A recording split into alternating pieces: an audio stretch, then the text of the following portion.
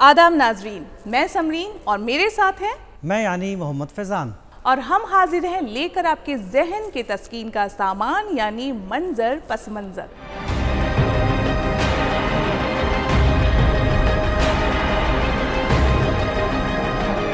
हम अपने इस प्रोग्राम के हवाले से आपको दिल्ली और उसके अतराफ में होने वाली उन तमाम सरगर्मियों से रूबरू करवाते हैं जिन सरगर्मियों की बाबत आप जानना चाहते हैं या जिन लम्हात को आप दोबारा से जीना चाहते हैं। डीडी उर्दू की यही कोशिश रहती है कि वो अपने नाजरीन के जहन के तस्कीन का सामान मुहैया कराए। आज की इस कड़ी में हम जिन अजीम फ़नकारों को याद करेंगे, उन्होंने ना सिर्फ हिंदुस्तानी अदब में बल्कि फ़नून लतीफ़ा में भी अहम मकाम हासिल किया है। आज की इस कड़ी में जिन फ़नकारों को हम याद करेंगे, उन्होंने गुज़िश्ता 26 अगस्त से 1 सितंबर के दरमियान वो पैदा हुए या वफ़ात पाए। इन फ़नकारों को हम याद करेंगे या खराज अक़ीदत पेश करेंगे, वो हैं रशीद जहां, फिराक गोरखपुरी, मदर टेरेसा, अमृता प्रीतम और मेजर ध्यानचंद।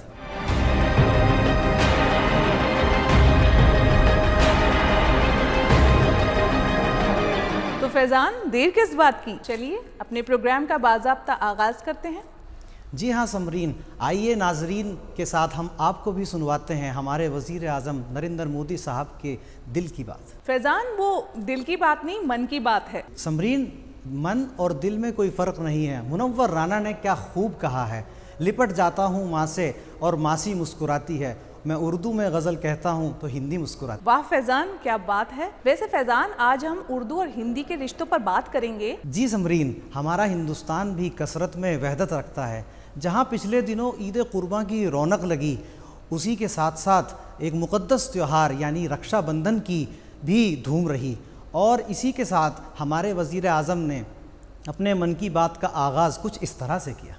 रक्षाबंधन का पर्व बहन और भाई के आपसी प्रेम और विश्वास का प्रतीक माना जाता है। यह त्योहार सदियों से सामाजिक सौहार्द का भी एक बड़ा उदाहरण रहा है। जन्माष्टमी का पर्व भी आने वाला है। पूरा वातावरण हाथी घोड़ा पाल की जय कन्हैया लाल की गोविंदा गोविंदा की जय घोष से गूंजने वाला है। सभी देशवासियों को रक्षाबंधन एवं जन्माष्टमी की हार्दिक शुभकामनाएं। तो फैज़ान, आपने सुना कि हमारे वज़ीर आज़म ने जन्माष्टमी की भी अहले वतन को मुबारकबाद पेश की। समरीन, हम बात कर रहे हैं उर्दू और हिंदी की, मगर आपको भी ख्याल नहीं रहा कि उर्दू और हिंदी जो कि इतनी खूबसूरत बेटियां हैं हिंदुस्तान की, तो इनकी माँ के हुस्न का कोई जवाब होगा? उर्दू और हिंदी की माँ से मुराद आपकी संस्कृत से तो नहीं है? जी हाँ, मेरी मुराद बिल्कुल संस्कृत से है। गुज़िश्ता 26 अगस्त को यौम संस्कृत मनाया गया। जी हाँ, हमारे वज़ीर आज़म ने भी इस दिन के हवाले से अपनी मन की बात कुछ यूँ कही। भगिनी चिन्मयी भवती संस्कृतेन प्रश्नम पुष्टवती बहुत्तमम बहुत्तमम अहम भवत्याः अभिनंदनम करोमि। संस्कृत सप्ताहस्य निमित्तं देशवासिनां सर्वेषां कृते मम हार्दिक शुभकामनाः। आपको एक बात जानकर आश्चर्य होगा कि संस्कृत एक ऐसी भाषा है जिसमें अनंत शब्दों की निर्मिति संभव है। 2000 धातु, 200 प्रत्यय यानी सफिक्स, 22 उपसर्ग यानी प्रीफिक्स और समास से अनगिनत शब्दों की रचना संभव है।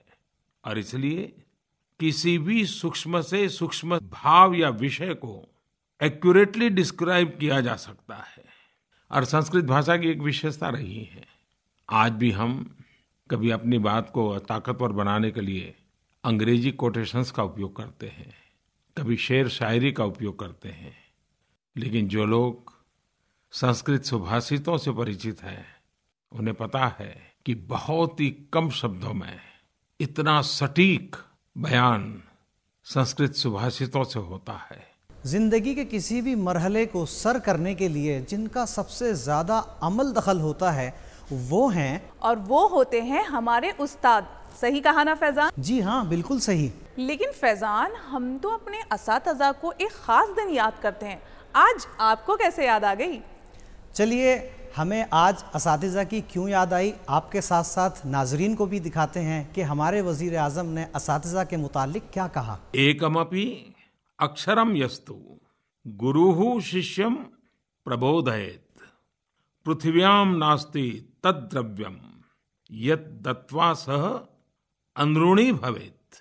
अर्थात कोई गुरु अपने शिष्य को एक भी अक्षर का ज्ञान देता है तो पूरी पृथ्वी में ऐसी कोई वस्तु या धन नहीं जिससे शिष्य अपने गुरु का वह ऋण उतार सके।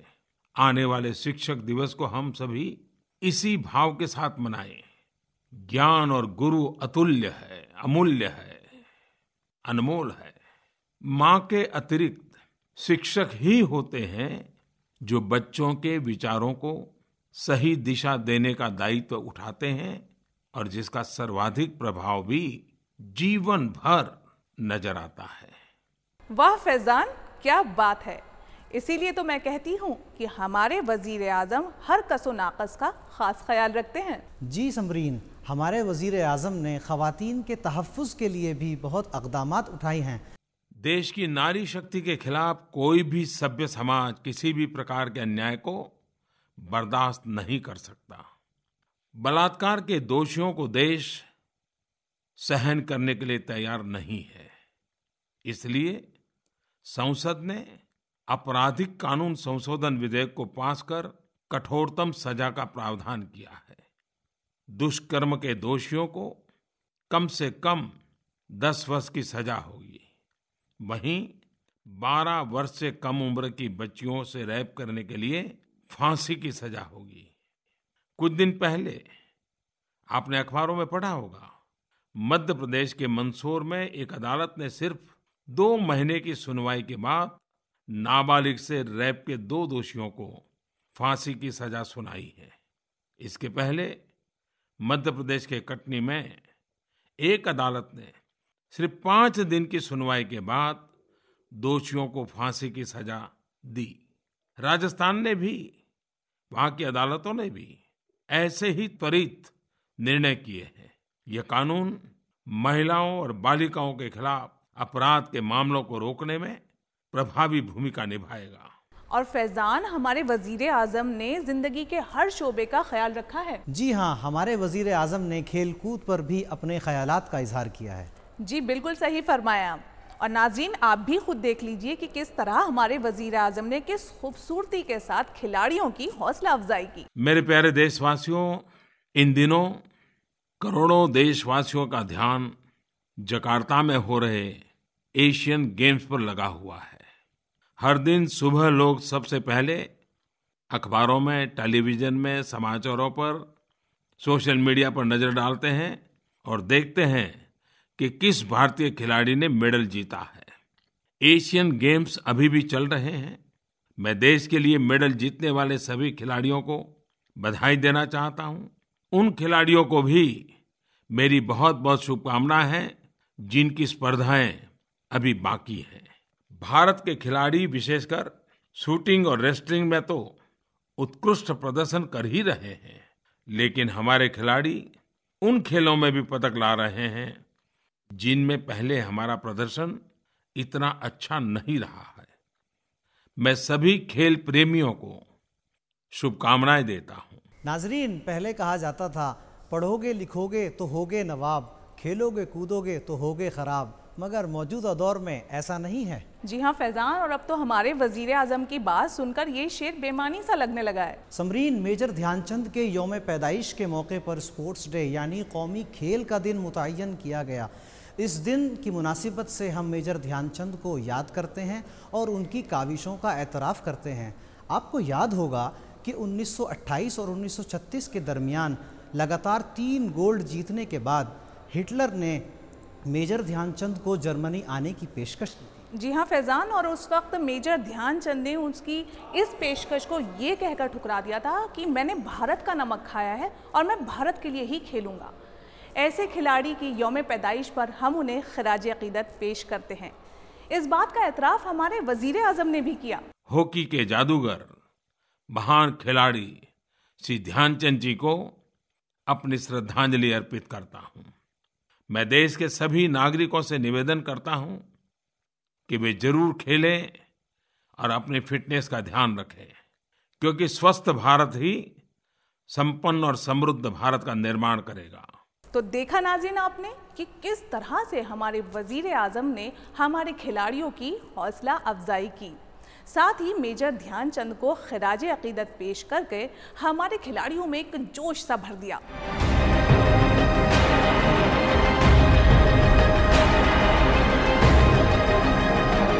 हाँ समरीन, गुज़िश्ता दिनों वज़ीर मुमलिकत बराए खेल कर्नल राज्यवर्धन सिंह राठौड़ ने एशियाई खेलों में हमारे हिंदुस्तानी खिलाड़ियों की कारकर्दगी की तारीफ करते हुए वज़ीर आज़म के मुतालिक कहा, पहली बार किसी भारत के प्रधानमंत्री ने ओलंपिक में अच्छा करने के लिए एक एक्सपर्ट्स की कमेटी बिठाई और 3-4 महीने बाद उन्होंने जो रिकमेंडेशंस दी, उस रिकमेंडेशंस के ऊपर मंत्रालय काम कर रहा है। तो एक तरह से ताकत मिल रही है प्रधानमंत्री जी की। दूसरा, पूरे भारत के अंदर जिस तरह से क्रिकेट के अलावा दूसरे खेलों को भी अभी स्वीकार्यता मिल रही है, जिस तरह से उसको अपनाया जा रहा है, उससे खिलाड़ियों के मन में और कॉरपोरेट जगत के अंदर और मीडिया में एक बहुत बड़ी पॉजिटिविटी आई है।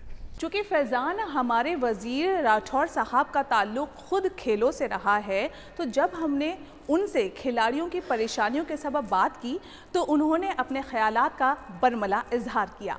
जो संपर्क खिलाड़ी और अधिकारियों के बीच में होता था, जो फाइलों के माध्यम से होता था, उसको हमने ख़त्म कर दिया। अब टेलीफोन के माध्यम से और एसएमएस के माध्यम से है, तो वो समय भी कम जाया होता है।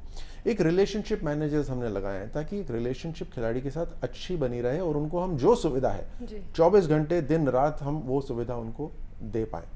जी हाँ, जनाब राठौड़ साहब ने 2019 तक 20 अजला में स्पोर्ट्स स्कूल कायम करने का फैसला किया है। जी बिल्कुल सही कहा फैज़ान आपने, उनका माजी भी इससे बड़ा हदफ है, आप खुद ही देख लीजिए। स्कूल नया नहीं बनाएंगे, जो स्कूल पहले से चल रहा है, जिसमें बोर्डिंग की रहने की व्यवस्था है, उस स्कूल को चयन करके जहाँ पढ़ाई बहुत अच्छी होती है, उस स्कूल के अंदर हम 2 या 3 खेलों का हम अंतर्राष्ट्रीय लेवल का वहाँ पर इंफ्रास्ट्रक्चर बनाएंगे। क्या बात है। तो ऐसे 20 जिलों के अंदर करेंगे और अगले 4 साल के अंदर हम 150 जिलों के अंदर करेंगे। कारण यह है कि जब हम 10 साल और 12 साल के बच्चों का चयन करते हैं तो उस समय से उनको ट्रेनिंग मिलनी चाहिए और अपने माहौल यानी एनवायरनमेंट जो होता है उससे ज़्यादा दूर ना जाए बच्चा, लेकिन पढ़ाई भी अच्छी मिले।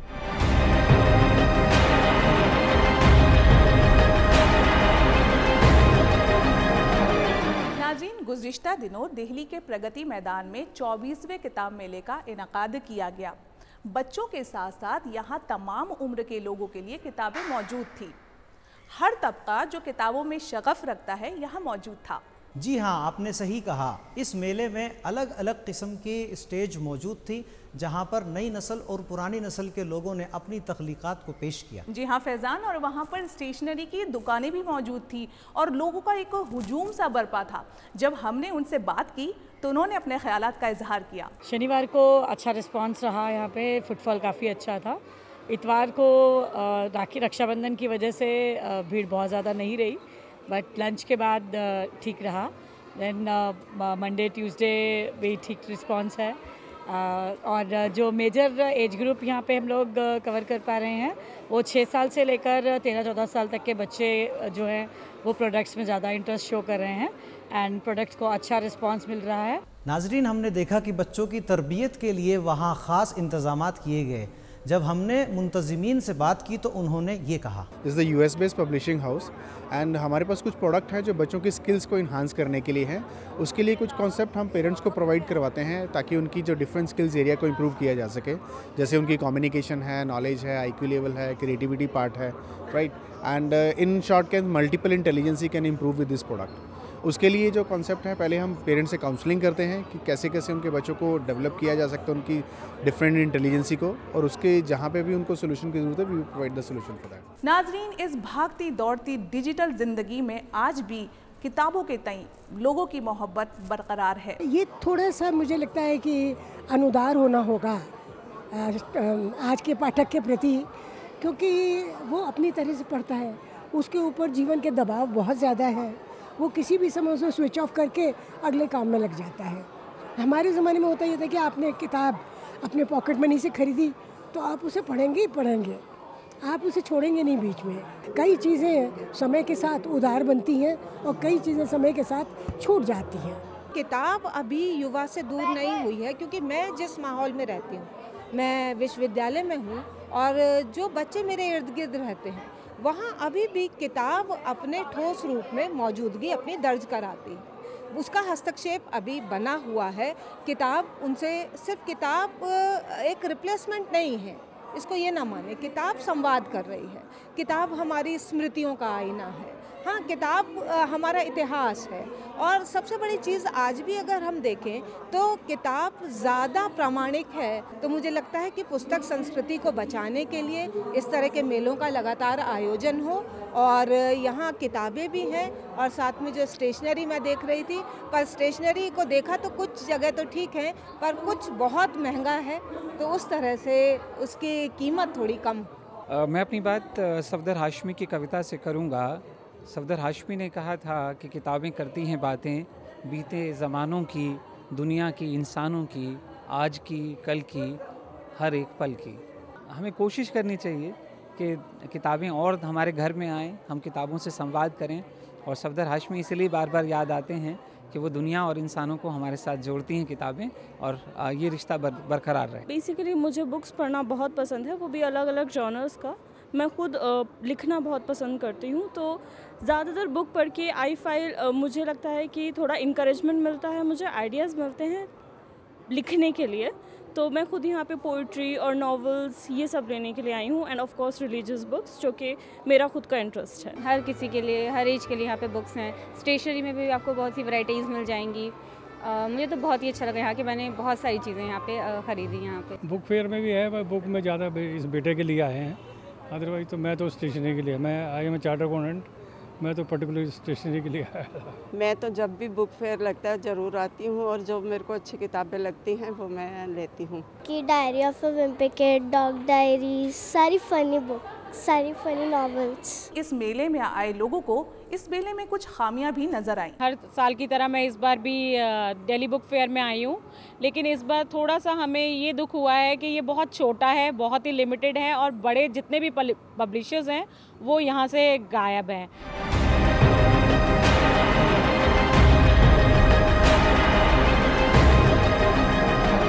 मोहब्बत के रिश्तों को कुछ ऐसे जोड़ लेता हूँ मैं, जब हिंदी पहनता हूँ तो उर्दू ओढ़ लेता हूँ। वाह फैजान, क्या बात है, आज तो आप ज़बान पे कुछ ज़्यादा ही तवज्जो दे रहे हैं।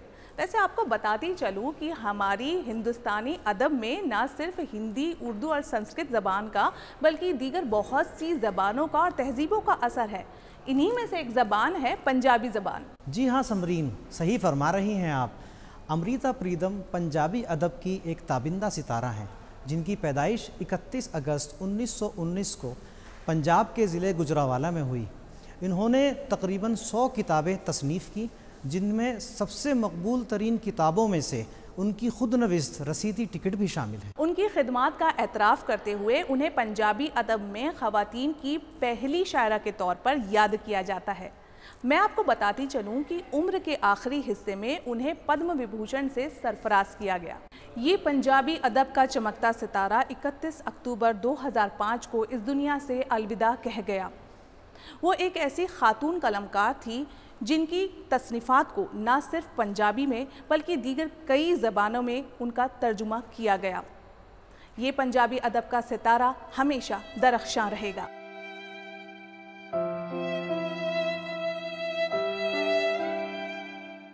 एक खातून अफसाना निगार रशीद जहां, जो 25 अगस्त 1905 में शेख अब्दुल्ला साहब, जो कि अलीगढ़ यूनिवर्सिटी के वुमेन कॉलेज के बानियों में से थे, उनकी बेटी की शक्ल में पैदा हुई। बुनियादी तालीम के बाद दिल्ली के लेडी हार्डिंग मेडिकल कॉलेज से उन्होंने डॉक्टर की डिग्री हासिल की। जी हाँ, उर्दू अदब में बतौर अफसाना निगार और ड्रामा नफीस उन्होंने अपनी मकबूलियत हासिल की। हालांकि रशीद जहां का साथ उनकी ज़िंदगी ने बहुत दूर तक नहीं दिया और 29 जुलाई 1952 को वो इस दुनिया से अलविदा कह गई।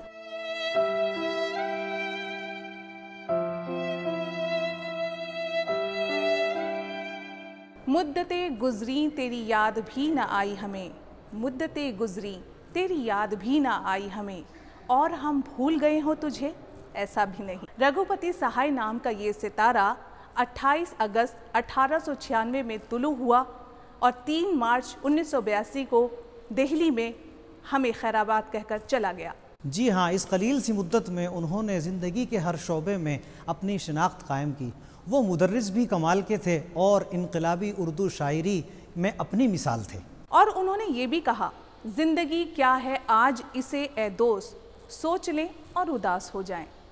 और उन्होंने ये भी कहा, आने वाली नस्लें तुम पर फ़ख्र करेंगी हम असरों, जब भी उन्हें ध्यान आएगा तुमने फ़िराक को देखा है। तो नाजरीन, आज उन पर फ़ख्र करते हुए हम उन्हें खिराज अक़ीदत पेश करते हैं।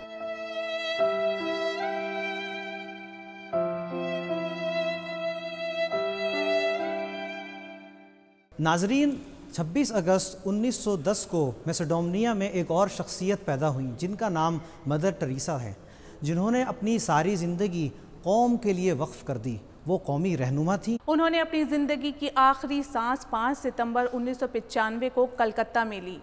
उन्होंने दबे कुचले और गरीब लोगों के लिए अपनी ज़िंदगी वक्फ कर दी। उनकी इस खिदमात को हम एतराफ़ करते हैं और आज उन्हें खिराज अक़ीदत पेश करते हैं।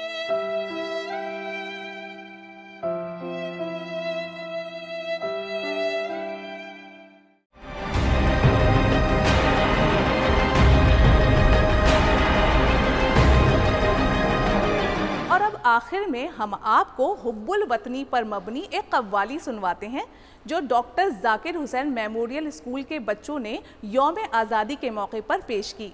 मुलाहिज़ा फरमाइए।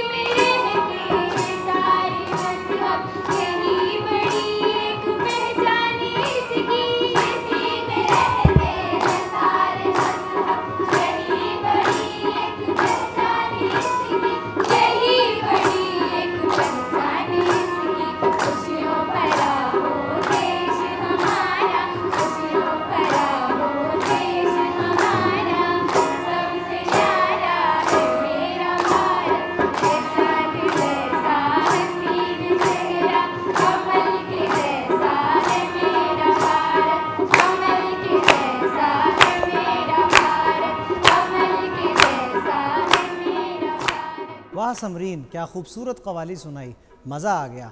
नाजरीन, हमें उम्मीद है कि आपको भी बहुत लुत्फ़ आया होगा। जी हाँ फैज़ान, लेकिन ये सिलसिला हमें यहीं रोकना होगा क्योंकि वक्त हमें इजाज़त नहीं दे रहा कि हम अपने नाजरीन के साथ कुछ और वक्त बिताएं। लेकिन इस वादे के साथ कि अगली बार कुछ और मंजर और उनके पस मंज़र के साथ हम हाजिर हो जाएंगे।